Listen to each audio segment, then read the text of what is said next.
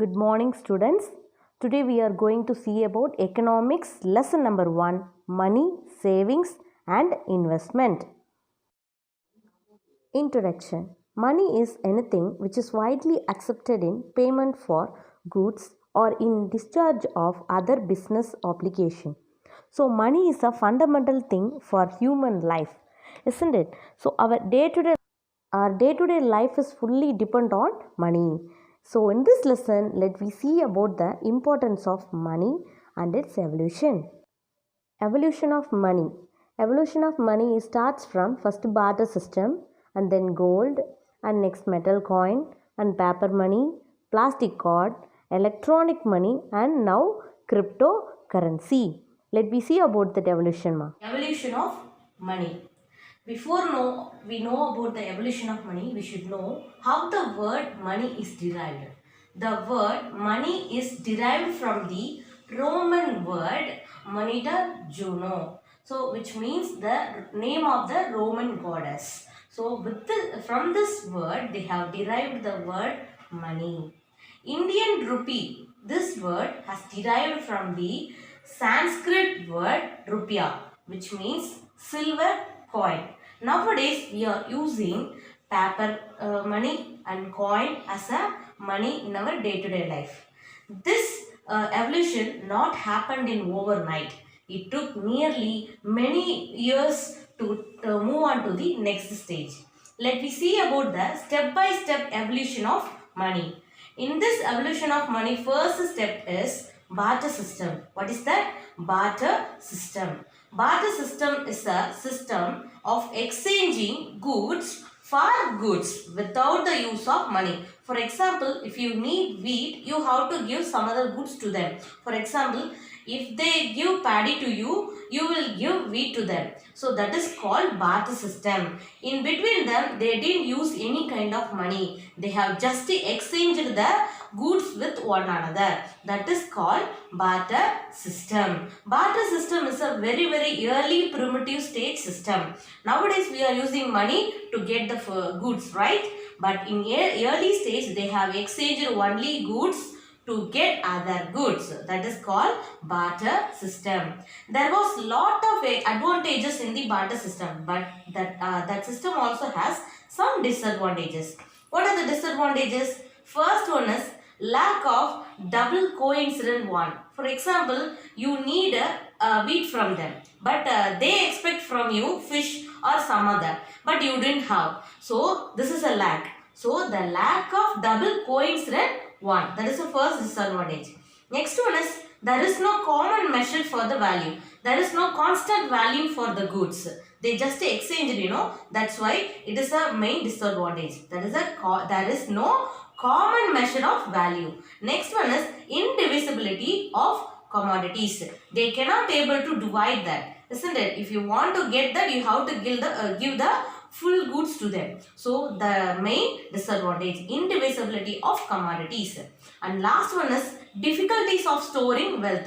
If we have coin or paper notes, we can able to easily store in some place. But if you exchange the goods, we cannot able to store as much as this kind of wealth. This is a main disadvantage of the barter system. So next step, it's move on to the recent current. That's why it's move on to the next mode of recent days currencies. Let me see about that, students.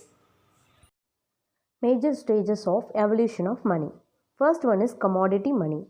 It's goods like fur, skin, salt, rice, wheat, utensil, weapon, etc. used as a money. It's also called as the barter exchange. That is getting goods by giving goods. Next one is metallic money. Metallic money, with the progress of human civilization, commodity money changed into metallic money. They have used the metal like gold, silver, copper, etc. They were used to make metallic money. Next one is paper money. Invention of paper money marked important stage in the development of money.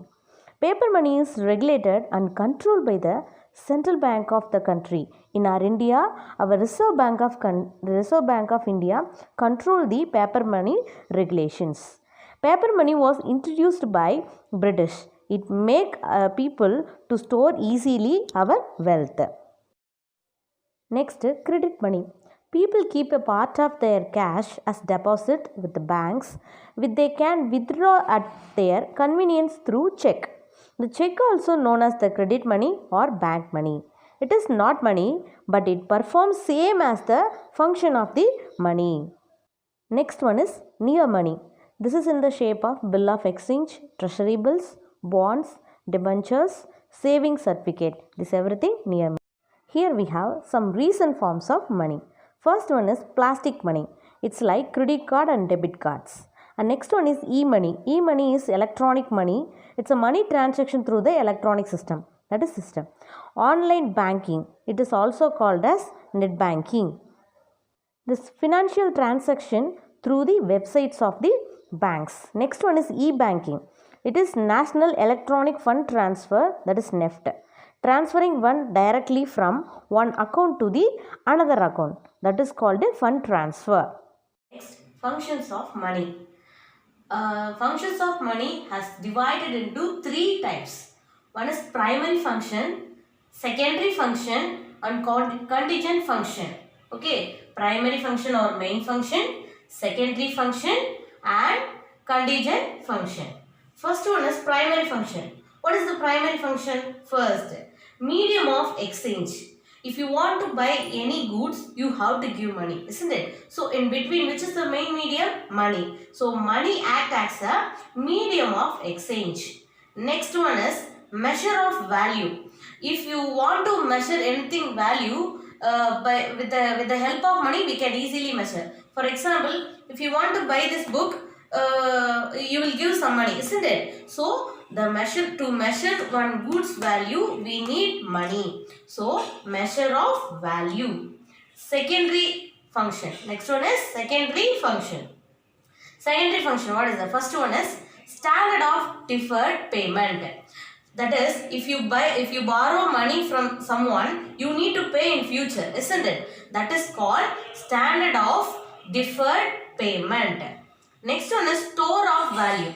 If you give goods to get other goods, means that particular some commodities will get perishable in future. But if you get money instead of commodities, money will not get perish at any time. So it is easily store the value. So secondary function, first one is standard of deferred payment, that is for future purpose. Second one is store of value. Money will not get perishable. And next one is transfer of value. The value will get transferred because of the money. This is the secondary function. Third one is contingent function. Contingent function means other functions. What are the other functions? First one is basis of credit. What is that? Basis of credit. It acts like a medium. Next one is increase the productivity of capital.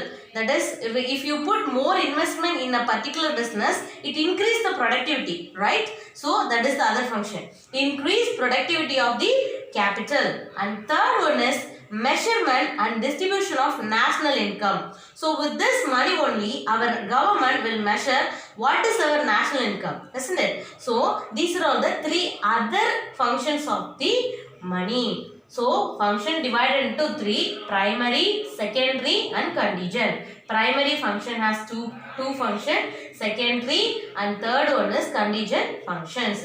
So this is very important detailed question mark. So thorough it, okay. And important notes we have. So you know that for dollar we have dollar symbol, euro we have E symbol, everything we have, isn't it? For our Indian rupee we have this symbol. Okay, our Indian rupee symbol, which is that? This is our Indian rupee symbol. This symbol was actually designed by Mr. Udaya Kumar. He belongs to Viluppuram of Tamil Nadu. Okay, when our government approved this design, our Indian government have approved this design on 15th July 2010. So now which year? 2020, nearly 10 years over by approved this Indian rupee symbol. Okay, so very important note, note it. Topic is savings in banks and investment. First, we'll see about what is savings. Savings, it's a part of consumer's disposal income which is not current consumption. It is for future use. That is called savings. There are several ways to save their money. Here our banks offer many kinds of accounts to save their money in different way. First one is student saving account. This savings account especially for students. It may be school or college students below the age of 18 with the minimum balance account. So it makes the students to improve their saving habits. So first one is student saving account. Students, you can also start one savings account and you can save your money in this account. Next one is savings deposit. It is a current saving. Consumers can save their part of income in this savings account. It gives the minimum amount of interest from this account. So next one is savings account. And third one is current account. Current accounts are generally opened by the businessmen, traders and public authorities. This current account help in frequent banking transaction as they are repayable on demand. So this current account for businessmen and traders. And next one is fixed deposit. If you want to save your money, that is become on money, if for future purpose and to get the interest for that means you can start the fixed deposit and you can deposit the money in the bank for particular period. It may be on 6 months or 1 year. After that you can get your money with the particular percentage of interest. So this fixed deposit also called as term deposit. This fixed deposit for specified period. So these are all the ways you can able to save the money in different ways. Benefits of savings. What are the benefits if you save? There is lot of benefits, but I have given some more only. First benefit, financially independent. If you save money for future purpose, you no need to depend for others for the money purpose. Okay, so financially independent if you save. Next, you don't worry about the expenses for future purpose. Okay, in the future, if any expenses rise, you no need to worry about money because you have savings, right? And third one is, you will have the financial backup if you lost your job. For example, now COVID-19 problem, isn't it? So in this time, many people have lost their job. But if they have savings, it will make them to be safe by in the way of financial backup. So it gives the financial backup if lost your job.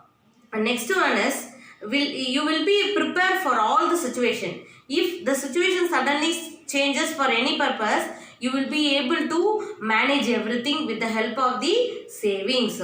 So these are all the benefits of savings. Next one is investment.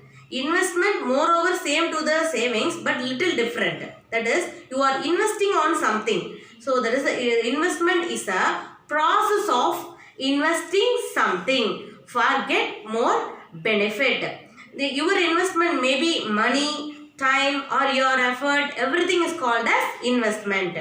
Your investment vehicles, it may be, you can able to invest on stock, bonds, mutual fund, insurance, etc. You can invest on anything. Okay students, now let me see about the difference between savings and investment. Next, comparison of savings and investment. Savings. Savings represent that part of the person income which is not used for consumption. It is for future purpose. Next, investment. Investment refers to the process of investing fund in capital asset with the view to generate returns. That may be a benefit or loss. And next one is purpose. Saving are made for a fulfill short-term or urgent requirement. This is saving. Investment. Investment is made to provide returns and help in capital formation. Savings. Savings are very low or negligible, but investment is very high. Savings. Savings has no or less, that is returns. It may be give very less return or no return, but in investment comparatively high returns. Next, savings. Savings has highly liquid, but investment has less liquid, that is flexibility. Last topic is black money. Black money is any money on which it is not paid to the government. They won't pay and they won't show to the government. That is illegal money. It is mostly accumulated by the criminals, smugglers, tax evaders. That is, they won't pay tax to the government. They hidden everything. And other antisocial elements of the society. There is lot of effects because of the black money on our Indian economy. What are the effects? First one is dual economy.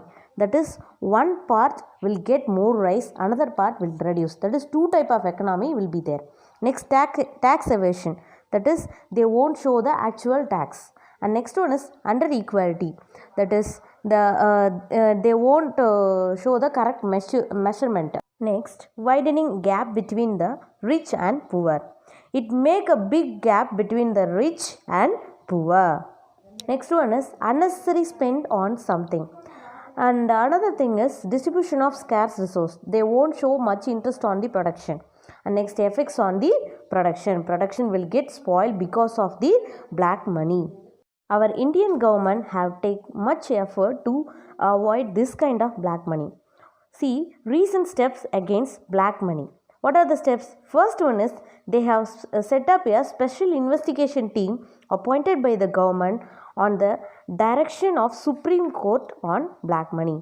Next one is the big effort is demonetization. Demonetization is what is that? That is, they give the loss of value of particular money. Indian government have announced the demonetization on 8th November 2016 at present to avoid these kind of black money. There are some legislative framework in India that is against to the black money. What are that? Let me see that. First one is Prevention of Money Laundering Act 2002. Next, Lokpal and Lok Ayuktha Act. Next, Prevention of Corruption Act in 1988. The Undisclosed Foreign Income and Asset Bill 2015. Next, Binami Transaction Prohibition Act 1988. And next, the Real Estate Regulation and Development Act of 2016. According to these type of acts, we can able to avoid this kind of black money from our India. I hope you all have understand in this class the evolution of money, the value and its nature, functions of money and its importance of money, savings and investment, and about the black money. Thank you students. Have a nice day, and you have to save money for future purpose. Improve your saving habits. All the best, dears.